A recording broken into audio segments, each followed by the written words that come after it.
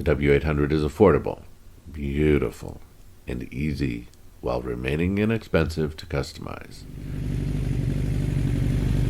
I have only done regular maintenance on the W800 as per the manual.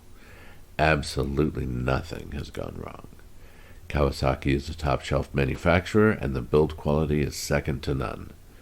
The motor is over-engineered and under-stressed, and when properly cared for, should last the lifetime of the owner. The gearbox is the epitome of precision and shows the exceptional build quality and engineering that went into this motorcycle.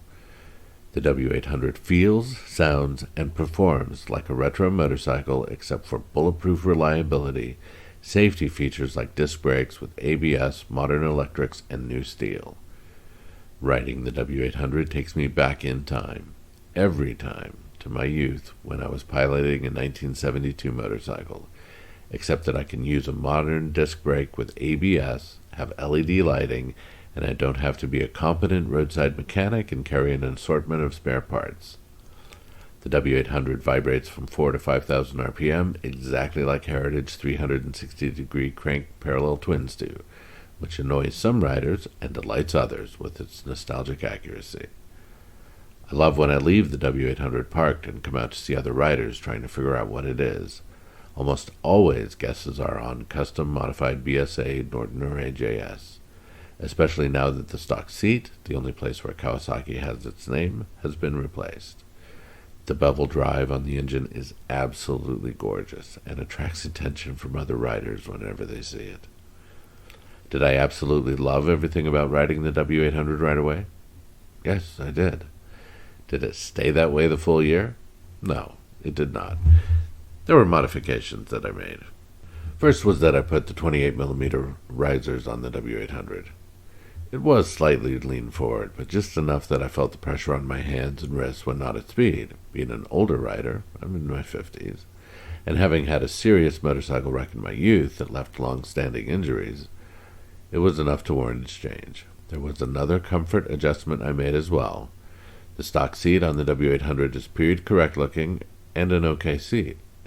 As long as the riding I was doing was under 2 hours. I could go another hour, but was definitely whining about it near the end. This again, due to injuries. In this case, an old tailbone injury.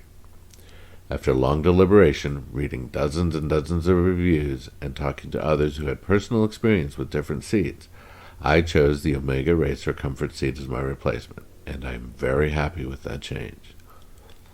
There are a ton of modifications that can be made to the W800, both cosmetically, comfort-wise, and even some performance upgrades. Just need to know where to find them. I've used Omega Racer, Amazon, and WeBike Japan to source some cosmetic bits and going to replace the stock Dunlops with Michelin tires for better handling.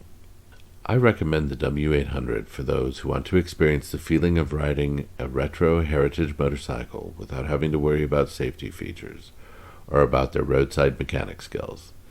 If you ever owned a 1960s to mid-1970s motorcycle in your youth that you wish you had somehow the foresight to keep and want to be reminded of the magic you felt when you rode back then, I wholeheartedly recommend the W800.